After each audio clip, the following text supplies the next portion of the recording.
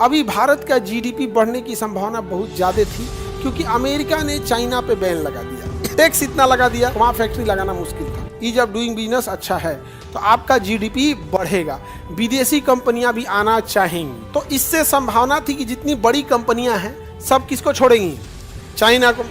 और कहाँ factory लगाएंगी, India में, क्योंकि इंडिया में ना सस्ते लेबर अवेलेबल है। चाइना क्या निकला, समझदार कहिए या सातिर, उसको अपने देश की चिंता है। एक दुश्मन के तौर पे हम लोग को बड़े खराब लगे, लेकिन उसने पाकिस्तान को फिर समझाया कि देख भाई अभी माहौल खराब है, सारी फैक्ट्री भारत में चल जाएगी।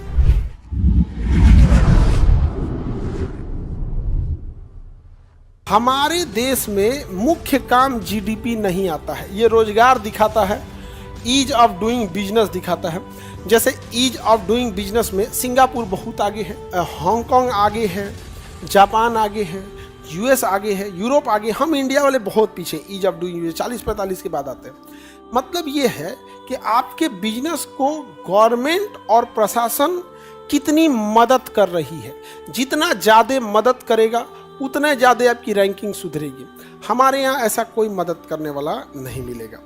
आप चाहे जितना अच्छा हो जाए, अब जैसे हम लोग संस्था चला रहे हैं, गवर्नमेंट को ये चीज़ पढ़ा देना चाहिए। नॉर्मल सी बात सोचो, इंटर लेवल की परीक्षा है आईआईटी, जिसे आप जेई एग्जाम लेती है। इंटर लेवल पे होने वाली परीक्षा है आपका नीट का, जिसे एम्स और गवर्नमेंट मेडिकल कॉलेज मिलेगा।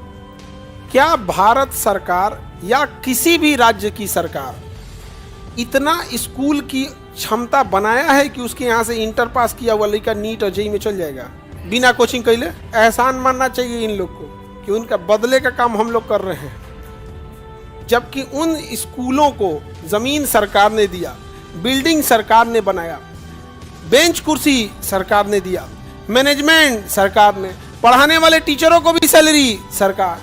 करना क्या है आपको वहाँ करना क्या है?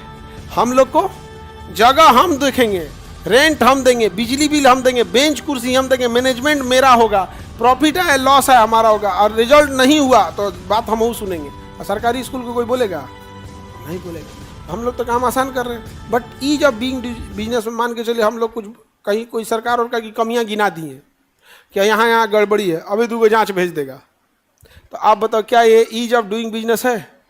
हम आपसे अगर कोई बात बोल रहे हैं, आप स्पष्ट बोलिए कि नहीं खान सर ये बात बोले हैं, ये गलत है, ये सब नहीं होगा।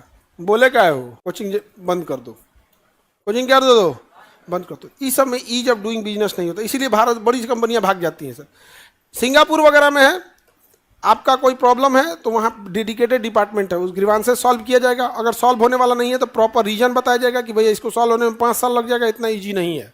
इसलिए ज़्यादातर कंपनी कहाँ भाग रही है सर? सिंगापुर भाग रही है, दुबई जा रही है। सर कोई टेंशन नहीं है दुबई उबई में। यहाँ पे इस मामले में बहुत हो रहा है। इस मामले में गुड़गांव एक शहर है, हरियाणा में एनसीआर में आ जाता है, और एक नोएडा है, वो भी ठीक है यहाँ पे। बट अगेन वो भी पॉलिटिक्स से बाहर नहीं हो सकता है। तो इसलिए बाहर बहुत सारी कंपनियां भारत से क्या होती हैं, भागती हैं।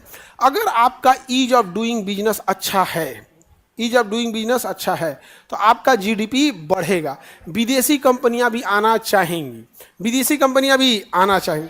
अभी भारत का जीडीपी बढ़ने की संभावना बहुत ज़्यादा थी क्योंकि अमेरिका ने चाइना पे बैन लगा दिया, टैक्स इतना लगा दिया, वहाँ फैक्ट्री लगाना मुश्किल था। तो चाइना पे किसने टैक्स लगाया? अमेरिका ने। तो इससे संभावना थी कि जितनी बड़ी कंपनियां हैं सब किसको छोड़ेंगी, चाइना को। और कहाँ फैक्ट्री लगाएंगी, इंडिया में, क्योंकि इंडिया में ना सस्ते लेबर अवेलेबल है। तो भारत का जीडीपी बढ़ जाता कि नहीं? और जैसे जीडीपी बढ़ेगा यहाँ के लोगों को रोजगार मिलेगा, रोजगार मिलेगा तो पैसा कमाएंगे, पैसा कमाने के बाद जब ढेर पैसा हो जाएगा तो वो अपने को बिजनेस कर लेगा। बिजनेस के लिए पूंजी चाहिए हमें। लेकिन चाइना निकला समझदार, चाइना क्या निकला, समझदार कहिए या सातिर, उसको अपने देश की चिंता है। एक दुश्मन के तौर पे हम लोग को बड़े खराब लगे, लेकिन उसने पाकिस्तान को फिर समझाया कि देख भाई अभी माहौल ख़राब है, सारी फैक्ट्रीज भारत में चल जाएगी, सारी फैक्ट्रीज भारत में चल जाएगी। ये लो मिसाइल, ये लो जहाज़, ये लो पैसा, हमारे पास इन सब चीज़ों की कमी नहीं है, और तुम्हारे पास पाकिस्तान आतंकवादियों की कोई कमी नहीं है। तुम इन्हें भेज दो इंडिया में, और जो गोली मारना ना, ऐसा मैसेज देना ना कि ये घटना केवल कश्मीर की ना हो के पूरे देश की घटना बन जाए। ऐसा मैसेज देना कि ये घटना कश्मीर की ना हो के पूरे देश की मैटर बन जाए और इंटरनेशनल इशू हो जाए। उसने मैसेज भी यही दिए सब, ध्यान दीजिएगा। नॉर्मल आदमी को गोली मारे सब, पूछे सब हिंदू हो या नहीं, बोले लोग हिंदू हैं तो मार दिया। उसके बाद पति को मार दिया, पत्नी को छोड़ दिया। वो मैसेज दे रहे थे, तुम ध्यान से देखोगे ना, they are not killing, they are messaging. क्योंकि उनको सीधा इंस्ट्रक्शन कहां से था? चाइना से। सीधा इंस्ट्रक्शन कहां से था? चाइना से। मैसेज देना है यहाँ पे। समझ में आ गया कि नहीं आ गया? यहाँ पे मारा, महिलाओं को छोड़ दिया, कहा कि हिंदू है, और उसका कहा जाके अपने मोदी को बताना। हो गया। चाइना को पता था कि भारत रिटेलिएट करेगा, क्योंकि भारत का आदमी सरकार पे दबाव बनाएगा। चाइना ने एयर डिफेंस सिस्टम दे रखा है, ड्रोन दे रखा है, हमारे यहाँ तो कुछ है नहीं। पिछले दो महीना से भारत किस में उलझा हुआ है? इसी में, ऑपरेशन सिंदूर में, ये हुआ वो हुआ। इसके पीछे चाल किसकी है? चाइना।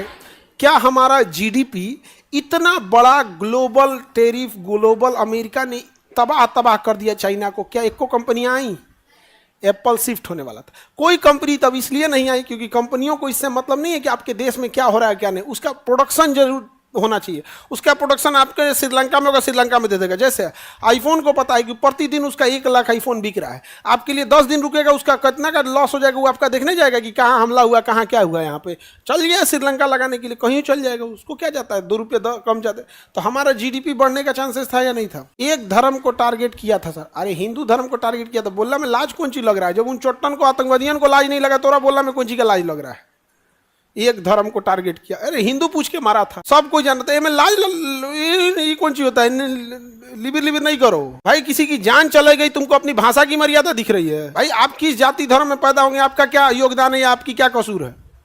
मारा हुआ पे। हम लोग को लग रहा था कि कौन कर रहा है? पाकिस्तान कर रहा था, पाकिस्तान, लेकिन मास्टरमाइंड कौन था? चाइना। और हमेशा नैरेटिव की लड़ाई में पाकिस्तान पता नहीं क्यों भारत को, मतलब अभी देखो लड़ाई हुआ या नहीं हुआ इस मैटर से हट गया, पहलगाम हमला हुआ ये मैटर हट गया, हमारा राफेल गिरा है कि नहीं गिरा है। मतलब यार तुमने आतंकवादी भेजा था यार, सपोज करिए कि हमारा एक आध जहाज पर मिसाइल हिट हुआ भी होगा, तो इसमें छुपाने की 2-4, आज तो मुंह छुपा लो, या तो 20 गो उसका गिरा दो तब को, मेरा 2 गो गिरा उसका 20 गो गिरा, हमारी जीडीपी बढ़ सकती थी कि नहीं? जितनी विदेशी कंपनियां वगैरह आती है आ सकती थी। टेस्ला इंडिया में आ रहा है लेकिन कारखाना नहीं लगाया है। तो नितिन गडकरी जैसे प्रधानमंत्री मोदी जी के 3-4 को एकदम स्ट्रांग हाथ है, जैसे इधर जयशंकर साहब है, अमित शाह है, नितिन गडकरी कहे कि सुना है इलॉन मस्क, तुम अपना तसला लेके यहाँ आओ, लेकिन ये तसला अगर भारत में नहीं बनेगा तो 100% टैक्स लगाएंगे। 35 लाख की गाड़ी है, 35 लाख टैक्स है। नितिन गडकरी, हम क्या कहते हैं, ऐसा दिलेर मंत्री होना चाहिए। दुनिया के सबसे रईस आदमी को कह रहा है कि फैक्ट्री लगाना है तो लगाओ, नहीं तो जितना का गाड़ी उतने टैक्स लेंगे तो अब्बा ना बचाएंगे। और ट्रंप साहब चिल्लाते रह गए, लगा दिया उस इंसान ने 100% टैक्स, 100%। हमको क्या चाहिए? दिलेर आदमी चाहिए। सर झुका के क्या करेगा आदमी, मेव मेव करके।